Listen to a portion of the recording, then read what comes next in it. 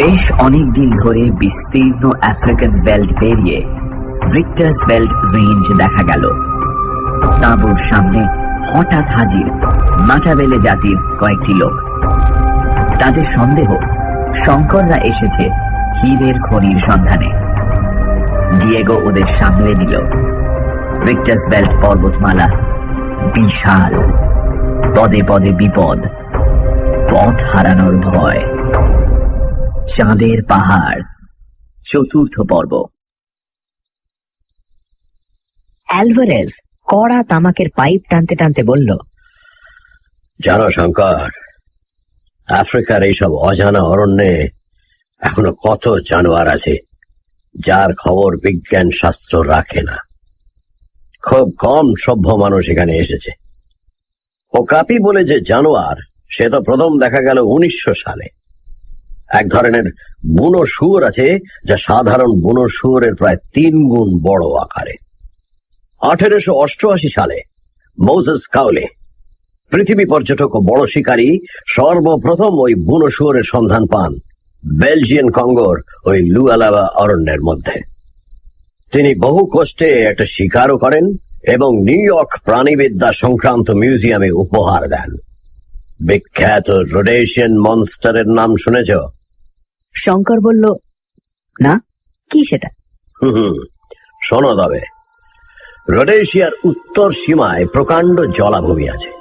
ওদেশের অসভ্য জুলুদের মধ্যে অনেকেই এক অদ্ভুত ধরনের জানোয়ারকে এই জলাভূমিতে মাঝে মাঝে দেখেছে। ওরা বলে তার মাথা কুমিরের মতো, গন্ডারের মতো তার শিং আছে, গলাটা অজগর সাপের মতো লম্বা ও আঁশওয়ালা দেহটা জলহস্তির মতো, লেজটা কুমিরের মতো। বিরাট দেহ এই জানোয়ারের প্রকৃতিও খুব হিংস্র। জল ছাড়া কখনো ডাঙায় এই জানোয়ারকে দেখা যায়নি। তবে এইসব অসভ্য দেশি লোকের অতিরঞ্জিত বিবরণ বিশ্বাস করা শক্ত।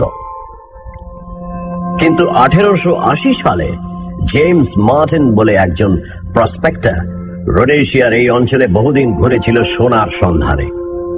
মিস্টার মার্টিন আগে জেনারেল ম্যাথিউসের এডিসি ছিলেন। নিজে একজন ভালো ভূতত্ত্ব ও প্রাণীতত্ত্ববিদও ছিলেন।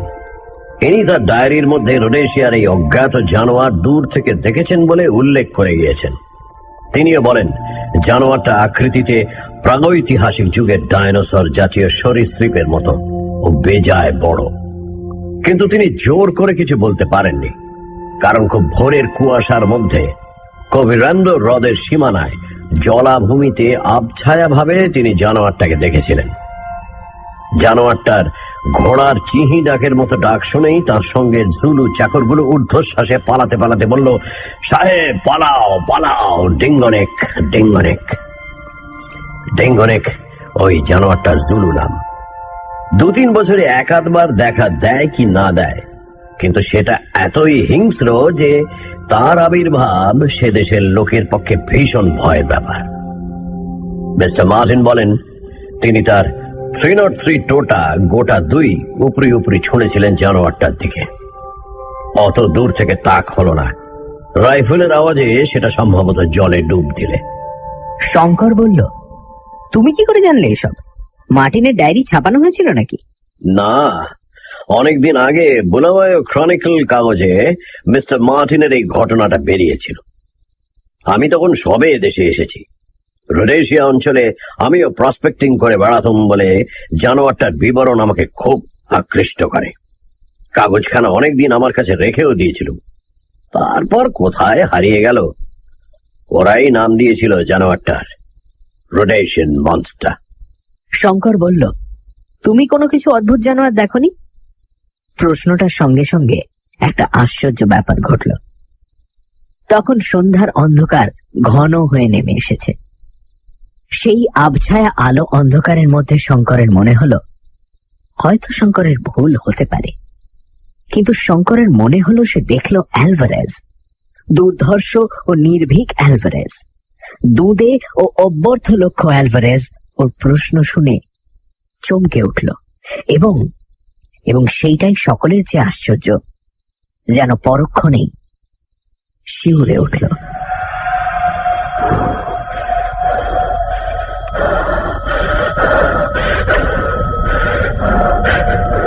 সঙ্গে সঙ্গে অ্যালভারেজ যেন নিজের অজ্ঞাতসারেই চারপাশের জনমানবহীন ঘন জঙ্গল ও রহস্য ভরা দুরারোহ পর্বতমালার দিকে একবার চেয়ে দেখল। কোনো কথা বলল না, যেন এই পর্বত জঙ্গলে বহুকাল পরে এসে অতীতের কোনো বিভীষিকাময় পুরনো ঘটনা ওর স্মৃতিতে ভেসে উঠেছে, যে স্মৃতিটা ওর পক্ষে খুব প্রীতিকর নয়। অ্যালভারেজ ভয় পেয়েছে, অবাক। অ্যালভারেজের ভয় শঙ্কর ভাবতেও পারে না, কিন্তু সেই ভয়টা অলক্ষিতে এসে শঙ্করের মনেও চেপে বসল। এই সম্পূর্ণ অজানা বিচিত্র রহস্যময় বনানী, এই বিরাট পর্বত প্রাচীর যেন এক গভীর রহস্যকে যুগ যুগ ধরে গোপন করে আসছে। যে বীর, যে নির্ভীক এগিয়ে এসো সে, কিন্তু মৃত্যুপণে ক্রয় করতে হবে সেই গহন রহস্যের সন্ধান।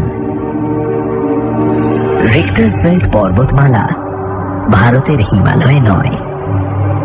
এই দেশের মাসাই, জুলু, মাটাবেল প্রভৃতি আদিম জাতির মতোই ওর আত্মা নিষ্ঠুর, বর্বর, নরমাংস লোলুপ। সে কাউকে রেহাই দেবে না।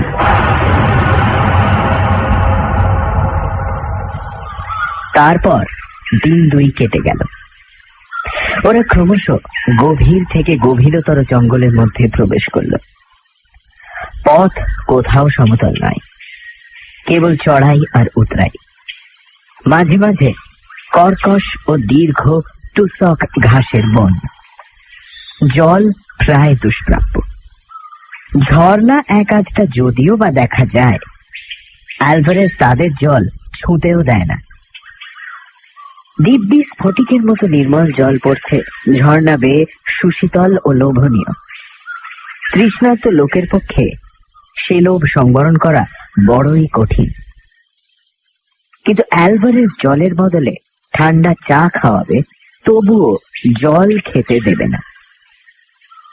জলের তৃষ্ণা ঠান্ডা চায়ে দূর হয় না। তৃষ্ণার কষ্টই সবচেয়ে বেশি কষ্ট বলে মনে হচ্ছিল শঙ্করের। এক জায়গায় টুসক ঘাসের বন বেজায় ঘন, তার উপরে ওদের চার ধার ঘিরে সেদিন কুয়াশাও খুব গভীর। হঠাৎ বেলা উঠলে নিচের কুয়াশা সরে গেল। সামনে চেয়ে শঙ্করের মনে হলো খুব বড় একটা চড়াই তাদের পথ আগলে দাঁড়িয়ে। কত উঁচু সেটা তা জানা সম্ভব নয়, কারণ নিবিড় কুয়াশায় কিংবা মেঘে তার ওপরের দিকটা সম্পূর্ণভাবে আবৃত। অ্যালভারেজ বলল, রিক্টার্সভেল্ডের আসল রেঞ্জ। শঙ্কর বলল, এটা পার হওয়া কি দরকার? অ্যালভারেজ বলল, এই জন্য দরকার যে সেবার আমি আর জিম দক্ষিণ দিক থেকে এসেছিলাম এই পর্বত শ্রেণীর পাদমূলে, কিন্তু আসল রেঞ্জ পার হয়নি। যে নদীর ধারে হলদে হিরে পাওয়া গিয়েছিল তার গতি পূব থেকে পশ্চিমে। এবার আমরা যাচ্ছি উত্তর থেকে দক্ষিণে। সুতরাং পর্বত পার হয়ে ওপারে না গেলে কি করে সেই নদীটার ঠিকানা করতে পারি? শঙ্কর বলল, আজ যেরকম কুয়াশা হয়েছে দেখতে পাচ্ছি, তাতে একটু অপেক্ষা করা যাক না কেন? আর একটু বেলা বাড়ুক। তাঁবু ফেলে আহারাতি সম্পন্ন করা হলো। বেলা বাড়লেও কুয়াশা তেমন কাটল না। শঙ্কর ঘুমিয়ে পড়ল তাঁবুর মধ্যে। ঘুম যখন ভাঙল, বেলা তখন নেই। চোখ মুছতে মুছতে তাঁবুর বাইরে এসে সে দেখল অ্যালভারেজ চিন্তিত মুখে ম্যাপ খুলে বসে আছে। শঙ্করকে দেখে বলল, শঙ্কর, আমাদের এখনো অনেক ভুগতে হবে। সামনে চেয়ে দেখো। অ্যালভারেজের কথার সঙ্গে সঙ্গে সামনের দিকে চাইতেই এক গম্ভীর দৃশ্য শঙ্করের চোখে পড়ল। কুয়াশা কখন কেটে গেছে। তার সামনে বিশাল রিক্টার্সভেল্ড পর্বতের প্রধান থাক ধাপে ধাপে উঠে মনে হয় যেন আকাশে গিয়ে ঠেকেছে। কিন্তু সামনের পর্বতাংশ সম্পূর্ণ দুরারোহ, শুধুই খাড়া খাড়া পাহাড়, কোথাও একটু ঢালু নেই। অ্যালভারেজ বলল, এখান থেকে পাহাড়ে ওঠা সম্ভব নয় শঙ্কর। দেখেই বুঝেছ নিশ্চয়। পাহাড়ের কোলে কোলে পশ্চিম দিকে চলো, যেখানে ঢালু এবং নিচু পাবো সেখান দিয়েই পাহাড় পার হতে হবে। কিন্তু এই 150 মাইল লম্বা পর্বত শ্রেণীর মধ্যে কোথায় সেরকম জায়গা আছে, এ খুঁজতেই তো 1 মাসের উপর যাবে দেখছি। কিন্তু দিন 5-6 পশ্চিম দিকে যাওয়ার পর এমন একটা জায়গা পাওয়া গেল যেখানে পর্বতের গা বেশ ঢালু, সেখান দিয়ে পর্বতে ওঠা চলতে পারে। পরদিন খুব সকাল থেকে পর্বতারোহণ শুরু হলো। শঙ্করের ঘড়িতে তখন বেলা 6:30। 8:30 বাজতে না বাজতে শঙ্কর আর চলতে পারে না। যে জায়গাটা দিয়ে তারা উঠেছে সেখানে পর্বতের খাড়াই 4 মাইলের মধ্যে উঠেছে 6000 ফুটে। সুতরাং পথটা ঢালু হলেও কি ভীষণ দুরারোহ তা সহজেই বোঝা যাবে। তাছাড়া যতই উপরে উঠছে অরণ্য ততই নিবিড়তর, ঘন অন্ধকার চারিদিকে। বেলা হয়েছে, রোদ উঠেছে, অথচ সূর্যের আলো ঢোকেনি জঙ্গলের মধ্যে। আকাশই চোখে পড়ে না, তাই সূর্যের আলো। পথ বলে কোনো জিনিস নেই, চোখের সামনে শুধুই গাছের গুঁড়ি যেন ধাপে ধাপে আকাশের দিকে উঠে চলেছে। কোথা থেকে জল পড়ছে কে জানে। পায়ের নিচের পাথর ভেজা ও পিছল, প্রায় সব জায়গায় শ্যাওলা ধরা। পা পিছলে গেলে গড়িয়ে নিচের দিকে বহু দূর চলে গিয়ে তীক্ষ্ণ শিলাখণ্ডে আহত হতে হবে। শঙ্কর বা অ্যালভারেজ কারোর মুখে কথা নেই।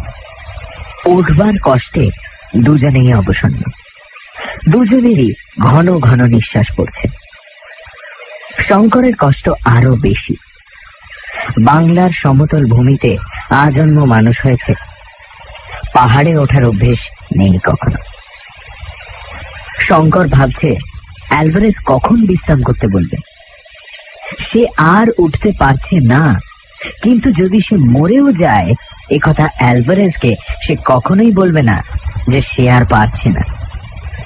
হয়তো তাতে অ্যালভারেজ ভাববে ইস্ট ইন্ডিজের মানুষগুলো দেখছি নিতান্তই অপদার্থ। এই মহাদুর্গম পর্বত ও অরণ্যে সে ভারতের প্রতিনিধি, এমন কোনো কাজ সে করতে পারে না যাতে তার মাতৃভূমির মুখ ছোট হয়ে যায়। হঠাৎ শঙ্করের চোখে পড়ল গাছের ডালে মাঝে মাঝে লম্বা দাড়ি গোপালা বালখিল্য মুনিদের মতো ও কারা বসে রয়েছে। তারা সবাই চুপচাপ বসে, মুনিদের মতো গাম্ভীর্যে ভরা। ব্যাপার কি? অ্যালভারেজ বলল, ও হচ্ছে কোলবস জাতীয় মাদি বাঁদর। পুরুষ জাতীয় কোলবস বাঁদরের দাড়ি গোপ নেই। এই স্ত্রী জাতীয় কোলবস বাঁদরের হাতখানেক লম্বা দাড়ি গোপ গজায় এবং তারা বড় গম্ভীর। দেখেই বুঝতে পারছ। ওদের কাণ্ড দেখে শঙ্কর হেসেই খুল। ডিয়েগো শোনালো জেমস মার্টিনের কাহিনী, যিনি রোডেশিয়ায় ডিঙ্গোনেকের পাল্লায় পড়েছিলেন। ডিঙ্গোনেক রোডেশিয়ার মনস্টার। শঙ্কর লক্ষ্য করল এর উল্লেখ মাত্রই ডিয়েগো কেমন যেন শিউরে উঠল।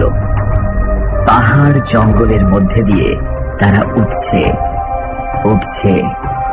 পথ যতটাই দুর্গম, তার প্রাকৃতিক সৌন্দর্য ততটাই মনোরম।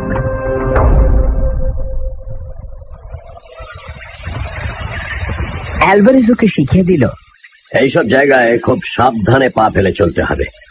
এমন জায়গা আছে যেখানে মানুষ চলতে চলতে ওই ঝরা পাতার রাশির মধ্যে ভুস করে ঢুকে ডুবে যেতে পারে, যেমন অতর্কিত পথ চলতে চলতে পুরনো কুয়োর মধ্যে পড়ে যায়। উদ্ধার করা সম্ভব না হলে সেসব ক্ষেত্রে নিঃশ্বাস বন্ধ হয়ে মৃত্যু অনিবার্য। শঙ্কর বলল, পথের গাছপালা না কাটলে আর তো ওঠা যাচ্ছে না, বড় ঘন হয়ে উঠেছে। খুরের মতো ধারালো চওড়া এলিফ্যান্ট ঘাসের বন, যেন রোমান যুগের দ্বিধার তলোয়ার। তার মধ্যে দিয়ে যাওয়ার সময় দুজনের কেউই নিরাপদ বলে ভাবছে না নিজেকে। দুহাত তফাতে কি আছে দেখা যায় না যখন, তখন সব রকম বিপদের সম্ভাবনাই তো রয়েছে। বাঘ, সিংহ বা বিষাক্ত সাপ কোনোটাই থাকা বিচিত্র নয়। শঙ্কর লক্ষ্য করছে মাঝে মাঝে ডুগডুগি বা ঢোল বাজানোর মতো একটা শব্দ হচ্ছে কোথায় যেন বনের মধ্যে। কোনো অসভ্য জাতির লোক ঢোল বাজাচ্ছে নাকি? অ্যালভারেজকে সে জিজ্ঞেস করল। অ্যালভারেজ বলল, ঢোল নয়, বড় বেবুন কিংবা বন মানুষের বুক চাপড়ে ওই রকম শব্দ করে। মানুষ এখানে কোথা থেকে আসবে? শঙ্কর বলল, তুমি যে বলেছিলে বনে গরিলা নেই। গরিলা সম্ভবত নেই। আফ্রিকার মধ্যে বেলজিয়ান কঙ্গোর কিছু অঞ্চল, প্রোভেন্সির আল্পস বা ভিরুঙ্গা আগ্নেয় পর্বতের অরণ্য ছাড়া অন্য কোথাও গরিলা আছে বলে তো জানা নেই। গরিলা ছাড়াও অন্য ধরনের বন মানুষে বুক চাপড়ে ওরকম আওয়াজ করতে পারে। ওরা ৪,৫০০ ফুটের ওপর উঠেছে। সেদিনের মতো সেখানেই রাত্রির বিশ্রামের জন্য তাঁবু ফেলা হলো। একটা বিশাল সত্যিকার ট্রপিক্যাল অরণ্যের রাত্রিকালীন শব্দ এত বিচিত্র ধরনের ও এত ভীতিজনক যে সারা রাত শঙ্কর চোখের পাতা বোঝাতে পারল না। শুধু ভয় নয়, ভয়ে মিশ্রিত একটা বিস্ময়। কত রকমের শব্দ, হায়নার হাসি, কলবাস বানরের কর্কশ চিৎকার, বন মানুষের বুক চাপড়ানোর আওয়াজ, বাঘের ডাক। প্রকৃতির এই বিরাট নিজস্ব পশুশালায় রাত্রে কেউ ঘুমায় না। সমস্ত অরণ্যটা এই গভীর রাত্রে হঠাৎ যেন ক্ষেপে উঠেছে। বছর কয়েক আগে খুব বড় একটা সার্কাস দল এসে ওদের স্কুল বোর্ডিং এর পাশের মাঠে তাঁবু ফেলেছিল। তাদের জানোয়ারদের চিৎকারে বোর্ডিং এর ছেলেরা রাত্রে ঘুমোতে পারত না। শঙ্করের সেই কথা এখন মনে পড়ল। কিন্তু এসবের চেয়েও মাঝরাতে একদল বুনো হাতির ডাক তাঁবুর অত্যন্ত কাছে শুনে শঙ্কর এমন ভয় পেয়ে গেল যে অ্যালভারেজকে তাড়াতাড়ি ঘুম থেকে ওঠালো। অ্যালভারেজ বলল, আগুন জ্বলছে তাঁবুর বাইরে, কোনো ভয় নেই, ওরা ঘেঁষবে না এদিকে। সকালে উঠে আবার ওপরে ওঠা শুরু। উঠছে উঠছে, মাইলের পর মাইল বুনো বাঁশের জঙ্গল, তার তলায় বুনো আদা।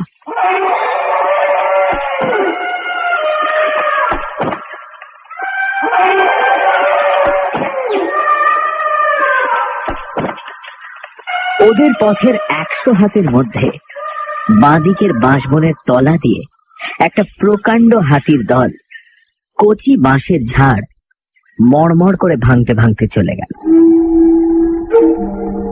৭,৫০০ ফুটের উপর থেকে বনের প্রকৃতি একেবারে বদলে গেল।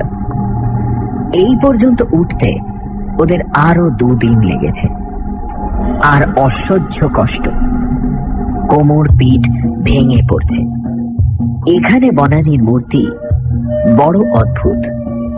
প্রত্যেক গাছের গুঁড়ি ও শাখা প্রশাখা পুরো শ্যাওলায় আবৃত। প্রত্যেক ডাল থেকে শ্যাওলা ঝুলছে, ও শ্যাওলা কোথাও কোথাও এত লম্বা যে গাছ থেকে ঝুলে প্রায় মাটিতে এসে ঠেকবার মতো হয়েছে। বাতাসে সেগুলো আবার দোল খাচ্ছে। তার উপর কোথাও সূর্যের আলো নেই, সব সময়ই যেন গোধূলি। আর সবটা ঘিরে বিরাজ করছে এক অপার্থিব ধরনের নিস্তব্ধতা। বাতাস বইছে, তারও শব্দ নেই। পাখির গুঞ্জন নেই সে বনে। মানুষের গলার সুর নেই, কোনো জানোয়ারের ডাক নেই। যেন কোনো অন্ধকার নরকে লম্বা দাড়ি প্রেতের দলের মধ্যে এসে পড়েছে ওরা। সন্ধ্যার পরেই সমস্ত বনানী নিবিড় অন্ধকারে আবৃত হলো। তাঁবুর বাইরে ওরা আগুন করেছে। সেই আলোর মণ্ডলীর বাইরে আর কিছু দেখা যায় না। এই বনের আশ্চর্য নিস্তব্ধতা শঙ্করকে বিস্মিত করেছে। বনানীর সেই বিচিত্র নৈশ শব্দ এখানে স্তব্ধ কেন? অ্যালভারেজ চিন্তিত মুখে ম্যাপ দেখছিল। বলল, শোনো শঙ্কর, একটা কথা ভাবছি। 8,000 ফুট উঠলাম, কিন্তু এখনো পর্বতের সেই খাঁজটা পেলাম না, যেটা দিয়ে আমরা রেঞ্জ পার হয়ে ওপারে যাব। আর কত উপরে উঠব? যদি ধরো এই অংশে স্যাডেলটা নাই থাকে। শঙ্করের মনেও এই খটকা যে না জেগেছে তা নয়। সে আজই উঠবার সময় মাঝে মাঝে ফিল্ড গ্লাস দিয়ে ওপরের দিকে দেখবার চেষ্টা করেছে, কিন্তু ঘন মেঘে বা কুয়াশায় ওপরের দিকটা সব সময় আবৃত থাকায় তার চেষ্টা ব্যর্থ হয়েছে। সত্যি তো, তারা কত উঠবে আর? সমতল খাঁজ যদি না পাওয়া যায়, আবার নিচে নামতে হবে, আবার অন্য জায়গা বেয়ে উঠতে হবে। দফা সারা। সে বলল, ম্যাপে কি বলে? অ্যালভারেজের মুখ দেখে মনে হলো ম্যাপের ওপর সে আস্থা হারিয়েছে। বলল, এ ম্যাপ অত খুঁটিনাটি ভাবে তৈরি নয়। এ পর্বতে উঠেছে কে যে ম্যাপ তৈরি হবে? এই যে দেখছো, এইখানা স্যার ফিলিপো ডি ফিলিপি তৈরি ম্যাপ, যিনি পর্তুগিজ পশ্চিম আফ্রিকার ফার্দিনান্দো পো শৃঙ্গ আরোহণ করে খুব নাম করেন, এবং বছর কয়েক আগে বিখ্যাত পর্বত আরোহণকারী পর্যটক ডিউক অফ আব্রুৎসির অভিযানেও যিনি ছিলেন, কিন্তু রিক্টার্স ওয়েল্ডে তিনি ওঠেননি।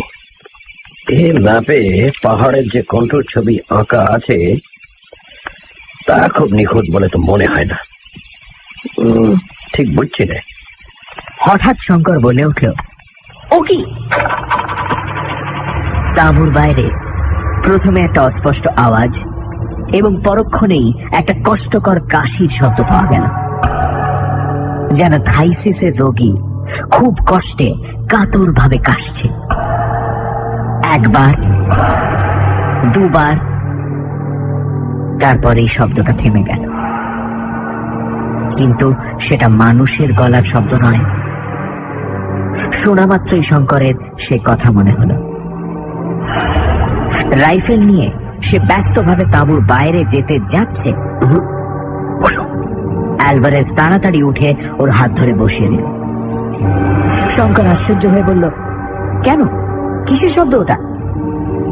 বলে অ্যালভারেজের দিকে চাইতেই বিস্ময়ের সঙ্গে লক্ষ্য করল তার মুখ বিবর্ণ হয়ে গেছে। শব্দটা শুনেই কি সঙ্গে সঙ্গে তাঁবুর অগ্নিকুণ্ডের মণ্ডলীর বাইরে নিবিড় অন্ধকারে একটা ভারী অথচ লঘুপথ জীব যেন জঙ্গলের মধ্যে দিয়ে চলে যাচ্ছে বেশ মনে হলো। দুজনেই খানিকটা চুপচাপ। তারপর অ্যালভারেজ বলল, আগুনে কাঠ ফেলে দাও, বন্দুক দুটো ভরা আছে কিনা দেখো। ওর মুখের ভাব দেখে শঙ্কর ওকে আর কোনো প্রশ্ন করতে সাহস করল না। রাত্রি কেটে গেল।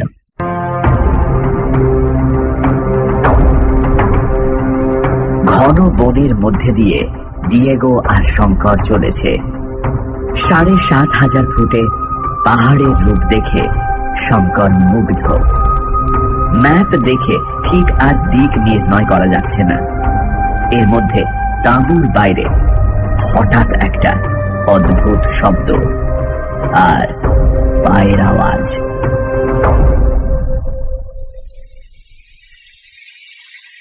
পরদিন সকালে শঙ্করের ঘুম ভাঙল আগে। তাঁবুর বাইরে এসে কফি করবার আগুন জ্বালতে সে তাঁবু থেকে কিছু দূর কাঠ ভাঙতে গেল। হঠাৎ তা নজরে পড়ল ভিজে মাটির ওপর একটা পায়ের দাগ। লম্বায় দাগটা 11 ইঞ্চির কম নয়, কিন্তু পায়ে 3টে মাত্র আঙুল। 3 আঙুলেরই দাগ বেশ স্পষ্ট। পায়ের দাগ ধরে সে এগিয়ে গেল। আরো অনেকগুলো সেই পায়ের দাগ আছে। সবগুলোতেই সেই 3 আঙুল। শঙ্করের মনে পড়ল ইউগান্ডা স্টেশন ঘরে অ্যালভারেজের মুখে শোনা জিম কার্টারের মৃত্যু কাহিনী। গুহার মুখে বালির ওপর সেই অজ্ঞাত হিংস্র জানোয়ারের 3 আঙুলওয়ালা পায়ের দাগ। কাফের গ্রামের বাইরে সেই সর্দারের মুখে শোনা গল্প। কাল রাত্রে অ্যালভারেজের বিবর্ণ মুখও সঙ্গে সঙ্গে মনে পড়ল। আর একদিনও অ্যালভারেজ ঠিক এই রকমই ভয় পেয়েছিল, যেদিন পর্বতের পাদমূলে ওরা প্রথম এসে তাঁবু পাতে। বুনিপ, কাফের সর্দারের গল্পের সেই বুনিপ। রিক্টাসভেল্ট পর্বত ও অরণ্যের বিভীষিকা, যার ভয়ে শুধু অসভ্য মানুষ কেন, অন্য কোনো বন্য জন্তু পর্যন্ত এই 8000 ফুটের উপরকার বনে আসে না। কাল রাত্রে কোনো জানোয়ারের শব্দ পাওয়া যায়নি কেন? এখন তা শঙ্করের কাছে পরিষ্কার হয়ে গেল। অ্যালভারেজ পর্যন্ত ভয়ে বিবর্ণ হয়ে উঠেছিল ওর গলার শব্দ শুনে। বোধহয় ও শব্দের সঙ্গে অ্যালভারেজের পূর্বে পরিচয় ঘটেছে।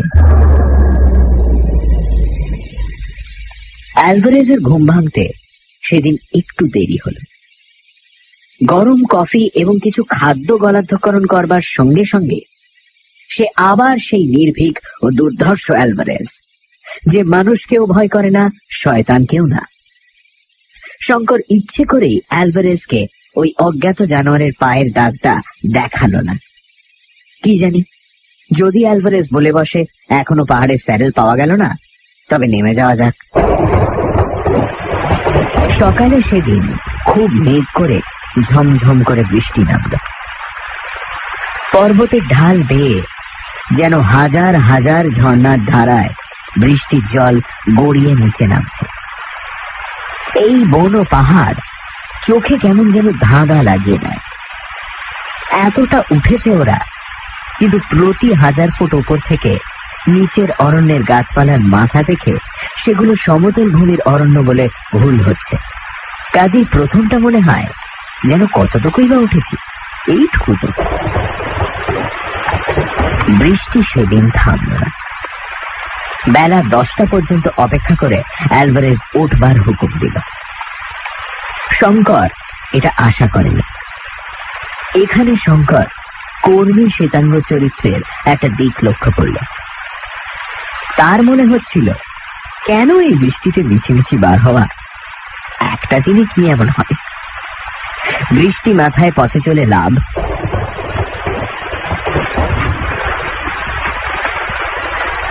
অবিশ্রান্ত বৃষ্টি ধারার মধ্যে ঘন অরণ্যানী ভেদ করে সেদিন ওরা সারা দিন উঠল। উঠছে উঠছে উঠছেই। শঙ্কর আর পারে না। কাপড় চোপড়, জিনিসপত্র, তাঁবু সব ভিজে একাকার। একখানা রুমাল পর্যন্ত শুকনো নেই কোথাও। শঙ্করের কেমন একটা অবসাদ এসেছে দেহ ও মনে। সন্ধ্যার দিকে যখন সমগ্র পর্বত ও অরণ্য মেঘের অন্ধকারে ও সন্ধ্যার অন্ধকারে একাকার হয়ে ভীম দর্শন ও গম্ভীর হয়ে উঠল, তখন ওর মনে হলো এই অজানা দেশে, অজানা পর্বতের মাথায়, ভয়ানক হিংস্র জন্তু সংকুল বনের মধ্যে দিয়ে বৃষ্টি মুখর সন্ধ্যায় কোন অজানা হীরের খনি বা তার চেয়েও অজানা মৃত্যুর অভিমুখে চলেছে সে কোথায়? অ্যালভারেজ কে তার পরামর্শে কেন সে এখানে এলো? হীরের খনিতে তার দরকার নেই। বাংলাদেশের খড়ে ছাওয়া ঘর, ছায়া ভরা শান্ত গ্রাম্য পথ, ক্ষুদ্র নদী, পরিচিত পাখিদের কাকলি, সেসব যেন কত দূরের কোন অবাস্তব স্বপ্নরাজ্যের জিনিস। আফ্রিকার কোনো হীরের খনি সেসবের চেয়ে মূল্যবান নয়। কিন্তু তার এই ভাব কেটে গেল অনেক রাত্রি, যখন নির্মেঘ আকাশে চাঁদ উঠল। সে অপার্থিব জ্যোৎস্নাময় রাত্রের বর্ণনা নেই। শঙ্কর আর পৃথিবীতে নেই। বাংলা বলে কোনো দেশ নেই, সব স্বপ্ন হয়ে গেছে। সে আর কোথাও ফিরতে চায় না, হিরে চায় না, অর্থ চায় না। পৃথিবী থেকে বহু ঊর্ধ্বের এক ধবধবে সাদা স্বর্গের এখন সে অধিবাসী। তার চারধারে প্রকৃতির যে সৌন্দর্য, কোনো মানুষের চোখ এর আগে তা দেখেনি। সে গহন নিস্তব্ধতা এর আগে কোনো মানুষ অনুভব করেনি। জনমানবহীন বিশাল রিক্টাসভেল্ট পর্বত ও অরণ্য এই গভীর নিশীথে মেঘলোকে আসন পেতে আপনাতে আপনি আত্মস্থ, ধ্যান স্থিমিত। পৃথিবীর মানুষের সেখানে প্রবেশ লাভের সৌভাগ্য কচ্ছিত ঘটে।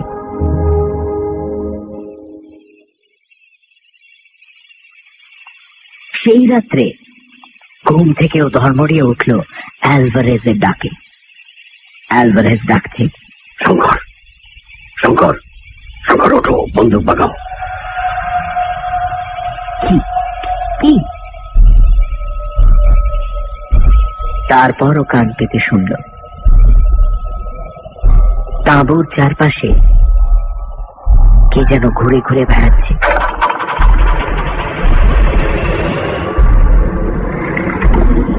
তার জোরে জোরে নিঃশ্বাসের শব্দ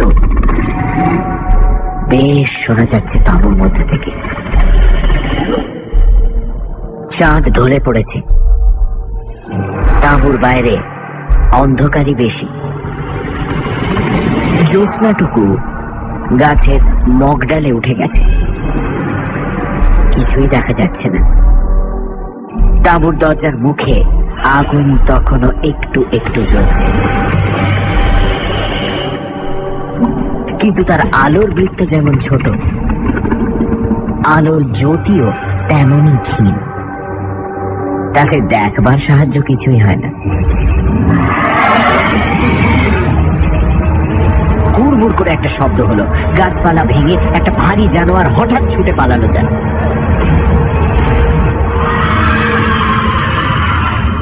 যেন তাঁবুর সকলে সজাগ হয়ে উঠেছে। এখন আর অতর্কিতে শিকারের সুবিধে হবে না। বাইরের জানোয়ারটা তা বুঝতে পেরেছে।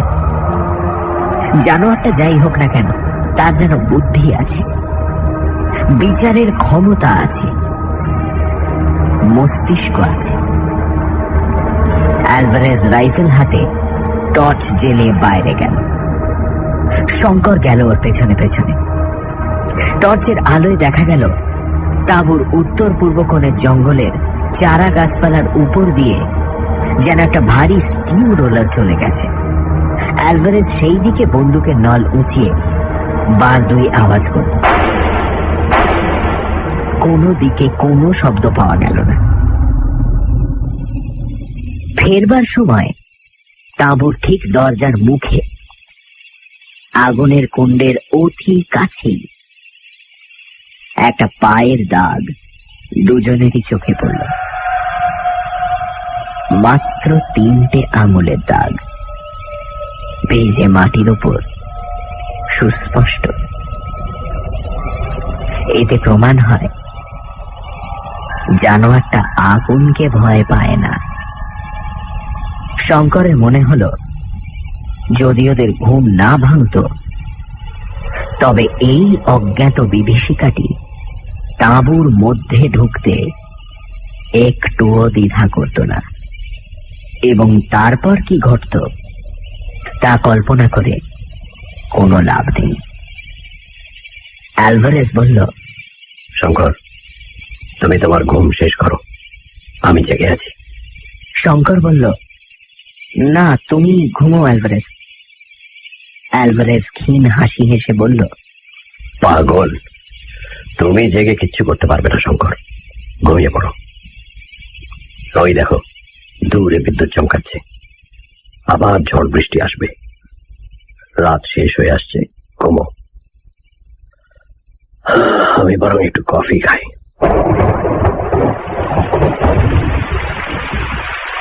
রাত ভোর হওয়ার সঙ্গে সঙ্গে এলো মুষলধারে বৃষ্টি। সঙ্গে সঙ্গে যেমনি বিদ্যুৎ তেমনি মেঘ গর্জন। সে বৃষ্টি চলল সমানে সারা দিন, তার বিরাম নেই, বিশ্রাম নেই। শঙ্করের মনে হলো পৃথিবীতে আজ প্রলয়ের বর্ষণ শুরু হয়েছে। প্রলয়ের দেবতা সৃষ্টি ভাসিয়ে দেওয়ার সূচনা করবেন বুঝি। বৃষ্টির বহর দেখে অ্যালভারেজ পর্যন্ত দমে গিয়ে তাঁবু ওঠাবার নাম মুখে আনতে ভুলে গেল। বৃষ্টি থামল যখন, তখন বিকেল 5টা। বোধহয় বৃষ্টি না থামলেই ভালো ছিল, কারণ অমনি অ্যালভারেজ চলা শুরু করবার হুকুম দিল। বাঙালি ছেলের স্বভাবতই মনে হয় এখন অবেলায় যাওয়া কেন, এত কি সময় বয়ে যাচ্ছে। কিন্তু অ্যালভারেজের কাছে দিন রাত, বর্ষা রোদ, জ্যোৎস্না অন্ধকার সব সমান। সে রাত্রে বর্ষা স্নাত বনভূমির মধ্যে দিয়ে মেঘ ভাঙা জ্যোৎস্নার আলোয় দুজনে উঠছে উঠছে। এমন সময় অ্যালভারেজ পেছন থেকে বলে উঠল, শঙ্কর, দাঁড়াও, ওই দেখো।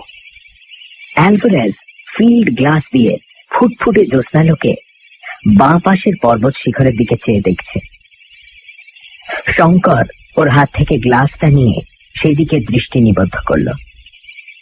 হ্যাঁ, সমতল খাঁজটা পাওয়া গেছে। বেশি দূরেও নয়, মাইল 2 মধ্যে, বাঁ দিক ঘেঁষে। অ্যালভারেজ হাসি মুখে বলল, দেখছো দেখছো স্যাডেলটা? থামবার দরকার নেই, চলো আজ রাত্রে স্যাডেলের উপর পৌঁছে তাঁবু ফেলবো। শঙ্কর আর সত্যি পাচ্ছে না। এই দুর্ধর্ষ পর্তুগিজটার সঙ্গে হীরের সন্ধানে এসে সে কি ঝকমারি না করেছে। শঙ্কর জানে অভিযানের নিয়মানুযায়ী দলপতির হুকুমের উপর কোনো কথা বলতে নেই। এখানে অ্যালভারেজই দলপতি, তার আদেশ অমান্য করা চলবে না। কোথাও আইনে লিপিবদ্ধ না থাকলেও পৃথিবীর ইতিহাসের বড় বড় অভিযানে সবাই এই নিয়ম মেনে চলে, সেও মানবে। অবিশ্রান্ত হাঁটবার পরে সূর্যোদয়ের সঙ্গে সঙ্গে ওরা এসে স্যাডেলে যখন উঠল, শঙ্করের তখন আর 1 পাও চলবার শক্তি নেই। স্যাডেলটার বিস্তৃতি 3 মাইলের কম নয়। কখনো বা 200 ফুট খাড়া উঠেছে, কখনো বা 400-500 ফুট নেমে গেছে 1 মাইলের মধ্যে। সুতরাং বেশ দূরারোহ। যতটুকু সমতল ততটুকু শুধুই বড় বড় বনস্পতির জঙ্গল, এরিথ্রিনা, পেনসিয়ানা, রিঠা গাছ, বাঁশ বা বন্য আদা, বিচিত্র বর্ণের অর্কিডের ফুল ডালে ডালে, বেবুন ও কলবাস বাঁদর সর্বত্র। তাঁবুর বাইরে 3 আঙুলের পায়ের ছাপ। এই কি সেই বনিপ, এই অরণ্যের বিভীষিকা? রাতভর বৃষ্টি থামার পর আবার ওরা চলতে শুরু করলো। অবিশ্রান্ত হাঁটবার পর ওরা পাহাড়ের স্যাডেলটায় এসে পৌঁছলো।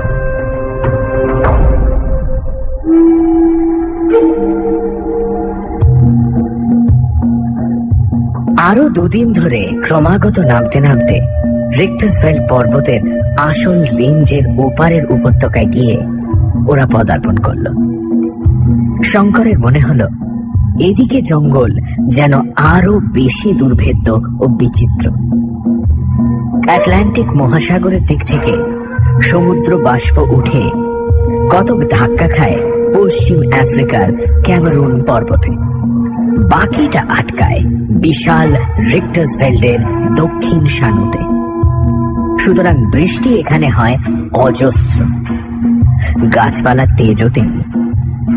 দিন 15 ধরে সেই বিরাট অরণ্যাকীর্ণ উপত্যকায় সর্বত্র দুজনে মিলে খুঁজেও অ্যালভারেজ বর্ণিত পাহাড়ি নদীর কোনো ঠিকানা বার করতে পারল না।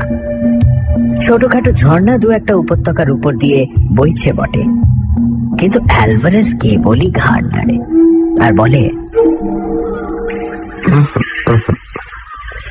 এসব নয়। শঙ্কর বলে, তোমার ম্যাপ দেখো না ভালো করে।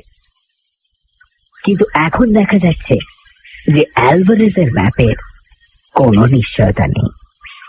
অ্যালভারেজ বলে, ম্যাপ কি হবে? আমার মনে গভীরভাবে আঁকা আছে সে নদী ও সে উপত্যকার ছবি। সে একবার দেখতে পেলেই তখনই চিনে নেব। সে জায়গায় নয়, এই উপত্যকা সে উপত্যকাই নয়। নিরুপায়, খোঁজ তবে। 1 মাস কেটে গেল। পশ্চিম আফ্রিকায় বর্ষা নামলো মার্চ মাসের প্রথমে। সে কি ভয়ানক বর্ষা! শঙ্কর তার কিছু নমুনা পেয়ে এসেছে রিক্টাসভেল্ড পার হবার সময়। উপত্যকা ভেসে গেল পাহাড় থেকে নামা বড় বড় পার্বত্য ঝর্ণার জলধারায়। তাঁবু ফেলবার স্থান নেই। এক রাতে হঠাৎ অতি বর্ষণের ফলে ওদের তাঁবুর সামনে একটা নিরীহ ক্ষীণকায় ঝর্ণাধারা ভীম মূর্তি ধারণ করে তাঁবু শুদ্ধ ওদের ভাসিয়ে নিয়ে যাবার জোগাড় করেছিল। অ্যালভারেজের সজাগ ঘুমের জন্য সেই যাত্রা বিপদ কেটে গেল। কিন্তু দিন যায় তো ক্ষণ যায় না। শঙ্কর একদিন ঘোর বিপদে পড়ল জঙ্গলের মধ্যে। সে বিপদটাও বড় অদ্ভুত ধরনের। সেদিন অ্যালভারেজ তাঁবুতে তার নিজের রাইফেল পরিষ্কার করছিল। সেটা শেষ করে রান্না করবে কথা ছিল। শঙ্কর রাইফেল হাতে বনের মধ্যে শিকারের সন্ধানে বেরিয়ে পড়ল। অ্যালভারেজ বলে দিয়েছে তাকে এ বনে খুব সাবধানে চলাফেরা করতে, আর বন্দুকের ম্যাগাজিনে সব সময় যেন কার্ট্রিজ ভরা থাকে। আর একটা খুব মূল্যবান উপদেশ দিয়েছে, যেটা এই: বনের মধ্যে বেড়াবার সময় হাতের কবজিতে কম্পাস সর্বদা বেঁধে নিয়ে বেড়াবে, এবং যে পথ দিয়ে যাবে পথের ধারে গাছপালায় কোনো চিহ্ন রেখে যাবে, যাতে ফেরবার সময় সেই সব চিহ্ন ধরে আবার ঠিক ফিরতে পারো, নতুবা বিপদ অবশ্যম্ভাবী। সেদিন শঙ্কর স্প্রিংবক হরিণের সন্ধানে গভীর বনে চলে গেছে। সকালে বেরিয়েছিল। ঘুরে ঘুরে বড় ক্লান্ত হয়ে পড়ে এক জায়গায় একটা বড় গাছের তলায় সে একটু বিশ্রামের জন্য বসল। সেখানটাতে চারধারেই বৃহৎ বৃহৎ বনস্পতির মেলা, আর সব গাছই গুঁড়ি ও ডালপালা বেয়ে এক প্রকারের বড় বড় লতা উঠে তাদের ছোট ছোট পাতা দিয়ে এমনই নিবিড়ভাবে আষ্টে পৃষ্ঠে গাছগুলোকে জড়িয়েছে যে গুঁড়ির আসল রং দেখা যাচ্ছে না। কাছেই একটা ছোট জলার ধারে ঝাড়ে ঝাড়ে ম্যারিপোসা লিলি ফুটে রয়েছে। খানিকটা সেখানে বসবার পর শঙ্করের মনে হলো তার কি একটা অস্বস্তি হচ্ছে। কি ধরনের অস্বস্তি তা সে কিছু বুঝতে পারল না, অথচ জায়গাটা ছেড়ে উঠে যাওয়ারও ইচ্ছে তার হলো না। সে ক্লান্ত বটে, আর জায়গাটা বেশ আরামেরও বটে, কিন্তু এ তার কি হলো? তার সমস্ত শরীরে এত অবসাদ এলো কোথা থেকে? ম্যালেরিয়া জ্বরে ধরল নাকি? অবসাদটা কাটাবার জন্য সে পকেট হাতড়ে একটা চুরুট বার করে ধরালো। কিসের একটা মিষ্টি মিষ্টি সুগন্ধ বাতাসে। শঙ্করের বেশ লাগছে গন্ধটা। একটু পরে দেশলাইটা মাটি থেকে কুড়িয়ে পকেটে রাখতে গিয়ে মনে হলো হাতটা যেন তার নিজের নয়, যেন অন্য কারো হাত। তার মনের ইচ্ছে সে হাত নড়ে না। ক্রমে তার সর্বশরীর যেন বেশ একটা আরামদায়ক অবসাদে অবশ হয়ে পড়তে চাইল। কি হবে আর বৃথা ভ্রমণে, আলেয়ার পিছু পিছু বৃথা ছুটে? এইরকম বনের ঘন ছায়ায় নিভৃত লতা বিতানে অলস স্বপ্নে জীবনটা কাটিয়ে দেওয়ার চেয়ে সুখ আর কি আছে? একবার তার মনে হলো এই বেলা উঠে তাঁবুতে যাওয়া যাক, নতুবা তার কোনো একটা বিপদ ঘটবে যেন। একবার সে উঠবার চেষ্টাও করতে গেল, কিন্তু পরক্ষণেই তার দেহ মন ব্যাপী অবসাদের জয় হল। অবসাদ নয়, যেন একটা মৃদু মধুর নেশার আনন্দ। সমস্ত জগৎ তার কাছে তুচ্ছ। সেই নেশাটাই তার সারা দেহ অবশ করে আনছে ক্রমশ। শঙ্কর গাছের শিকড়ে মাথা দিয়ে ভালো করেই শুয়ে পড়ল। বড় বড় কটনউড গাছের শাখায় আলো ছায়ার রেখা বড় অস্পষ্ট। কাছেই কোথাও বুনো প্যাঁচার ডাক অনেকক্ষণ থেকে শোনা যাচ্ছিল। ক্রমে যেন তা ক্ষীণ থেকে ক্ষীণতর হয়ে আসছে। তারপরে কি হলো শঙ্কর কিছু জানে না। অ্যালভারেজ যখন বহু অনুসন্ধানের পর ওর অচৈতন্য দেহটা কটনউড জঙ্গলের ছায়ায় আবিষ্কার করল, তখন বেলা বেশি নেই। প্রথমটা অ্যালভারেজ ভাবল এই নিশ্চয়ই সর্পাঘাত, কিন্তু দেহটা পরীক্ষা করে সর্পাঘাতের কোনো লক্ষণ দেখা গেল না। হঠাৎ মাথার ওপরকার ডালপালা ও চারধারের গাছপালার দিকে নজর পড়তেই অভিজ্ঞ ভ্রমণকারী অ্যালভারেজ ব্যাপারটা সব বুঝতে পারল। সেখানটাতে সর্বত্র অতি মারাত্মক বিষ লতার বন, যার রসে আফ্রিকার অসভ্য মানুষেরা তীরের ফলা ডুবিয়ে নেয়, যার বাতাস এমনই সুন্দর সুগন্ধ বহন করে, কিন্তু নিঃশ্বাসের সঙ্গে বেশি মাত্রায় গ্রহণ করলে অনেক সময় পক্ষাঘাত পর্যন্ত হতে পারে। মৃত্যু ঘটাও আশ্চর্য নয়। তাঁবুতে এসে শঙ্কর 2-3 দিন শয্যাগত হয়ে রইল। সর্বশরীর ফুলে ঢোল, মাথা যেন ফেটে যাচ্ছে, আর সব সময় তেষ্টায় তার গলা কাঠ। অ্যালভারেজ বলল, যদি তোমাকে সারা রাত ওখানে থাকতে হতো তাহলে সকালবেলা তোমাকে বাঁচানো কঠিন হতো। একদিন একটা ঝর্ণার জলধারার বালুময় তীরে শঙ্কর হলদে রঙের কি যেন দেখতে পেল। অ্যালভারেজ পাকা প্রসপেক্টর, সে এসে বালি ধুয়ে সোনার রেণু বার করল, কিন্তু তাতে সে বিশেষ উৎসাহিত হল না। সোনার পরিমাণ এত কম যে মজুরি পোষাবে না। 1 টান বালি ধুয়ে আউন্স 3 সোনা হয়তো পাওয়া যেতে পারে। শঙ্কর বলল, বসে থেকে লাভ কি, তবু যা সোনা পাওয়া যায় 3 আউন্স সোনার দামও তো কম নয়। সে যেটাকে অত্যন্ত অদ্ভুত জিনিস বলে মনে করেছে, অভিজ্ঞ প্রসপেক্টর অ্যালভারেজের কাছে সেটা কিছুই নয়। তাছাড়া শঙ্করের মজুরির ধারণার সঙ্গে অ্যালভারেজের মজুরির ধারণা মিল খায় না। শেষ পর্যন্ত ও কাজ শঙ্করকে ছেড়ে দিতে হলো। ইতিমধ্যে ওরা মাসখানেক ধরে জঙ্গলের নানা অঞ্চলে বেড়ালো। আজ এখানে 2 দিন তাঁবু পাতে, সেখান থেকে আরেক জায়গায় উঠে যায়, সেখানে কিছুদিন তন্ন তন্ন করে চারধার দেখবার পরে আর এক জায়গায় উঠে যায়। সেদিন অরণ্যের একটা নতুন স্থানে পৌঁছে ওরা তাঁবু পেতেছে। শঙ্কর বন্দুক নিয়ে 2-1টা পাখি শিকার করে সন্ধ্যায় তাঁবুতে ফিরে এসে দেখল অ্যালভারেজ বসে চুরুট টানছে। তার মুখ দেখে মনে হলো সে উদ্বিগ্ন ও চিন্তিত। শঙ্কর বলল, আমি বলি অ্যালভারেজ, তুমি যখন বার করতে পারলে না তখন চলো ফিরি। অ্যালভারেজ বলল, নদীটা তো উড়ে যায়নি, এই বন পর্বতের কোনো না কোনো অঞ্চলে সেটা নিশ্চয়ই আছে। তবে আমরা বার করতে পারছি না কেন? আমাদের খোঁজা ঠিক মতো হচ্ছে না। বলো কি অ্যালভারেজ, 6 মাস ধরে জঙ্গল চষে বেড়াচ্ছি, আবার কাকে খোঁজা বলে? অ্যালভারেজ গম্ভীর মুখে বলল, কিন্তু মুশকিল হয়েছে কোথায় জানো শঙ্কর? তোমাকে এখনো কথাটা বলিনি, শুনলে হয়তো খুব দমে যাবে বা ভয় পাবে। আচ্ছা, তোমাকে একটা জিনিস দেখাই, এসো আমার সঙ্গে।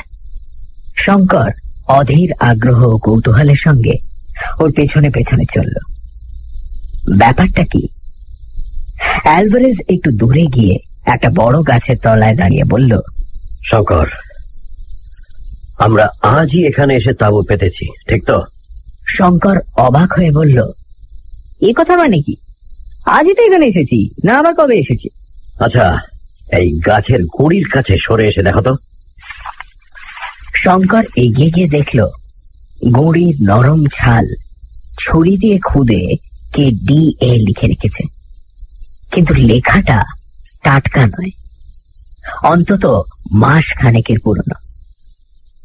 শঙ্কর ব্যাপারটা কিছু বুঝতে পারল না, অ্যালভারেজের মুখের দিকে চেয়ে রইল।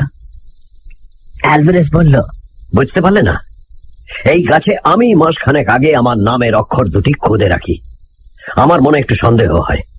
তুমি তো বুঝতে পারো না, তোমার কাছে সব বনই সমান। এর মানে এখন বুঝেছ? আমরা চক্রকারে বনের মধ্যে ঘুরছি। এসব জায়গায় যখন এরকম হয়, তখন তার থেকে উদ্ধার প্রভাব বিজয় শক্ত। এতক্ষণে শঙ্কর বুঝল ব্যাপারটা। বলল, তুমি বলতে চাও মাসখানেক আগে আমরা এখানে এসেছিলাম? ঠিক তাই। বড় অরণ্যে বা মরুভূমিতে এই বিপদ ঘটে। একে বলে ডেপথ সার্কেল। আমার মনে মাসখানেক আগে প্রথম সন্দেহ হয় যে হয়তো আমরা ডেথ সার্কেলে পড়েছি। সেটা পরীক্ষা করে দেখবার জন্যই গাছের ছালে ওই অক্ষর দুটি খুদে রাখি। আজ বনের মধ্যে বেড়াতে গিয়ে হঠাৎ চোখে পড়ল। শঙ্কর বলল, আমাদের কম্পাসের কি হলো? কম্পাস একটা দিক ভুল হচ্ছে কিভাবে রোজ রোজ? অ্যালভারেজ বলল, আমার মনে হয় কম্পাস খারাপ হয়ে গেছে। রিক্টার্স বেল্ট পার হবার সময় সেই যে ভয়ানক ঝড় ও বিদ্যুৎ হয়, তাতেই কিভাবে ওর চৌম্বক শক্তি নষ্ট হয়ে গিয়েছে। তাহলে আমাদের কম্পাস এখানে অকেজো? আমার তাই ধারণা। শঙ্কর দেখল অবস্থা নিতান্ত মন্দ নয়। ম্যাপ ভুল, কম্পাস অকেজো, তার উপর ওরা পড়েছে এক ভীষণ দুর্গম গহন অরণ্যের মধ্যে, বিষম মরণ ঘূর্ণিতে। জনমানুষ নেই, খাবার নেই, জলও নেই বললেই হয়, কারণ যেখান সেখানকার জল যখন পানের উপযুক্ত নয়। থাকার মধ্যে আছে এক ভীষণ অজ্ঞাত মৃত্যুর ভয়। জিম কার্টার এই অভিশপ্ত অরণ্যানীর মধ্যে রত্নের লোভে এসে প্রাণ দিয়েছিল। এখানে কারো মঙ্গল হবে বলে মনে হয় না। অ্যালভারেজ কিন্তু দমে যাবার পাত্রই নয়। সে দিনের পর দিন চলল বনের মধ্যে দিয়ে। বনের কোনো কুলকিনারা পায় না শঙ্কর। আগে যাও বা ছিল, ঘূর্ণি পাকে তারা ঘুরছে শোনা অবধি শঙ্করের দিক সম্বন্ধে জ্ঞান একেবারে লোপ পেয়েছে।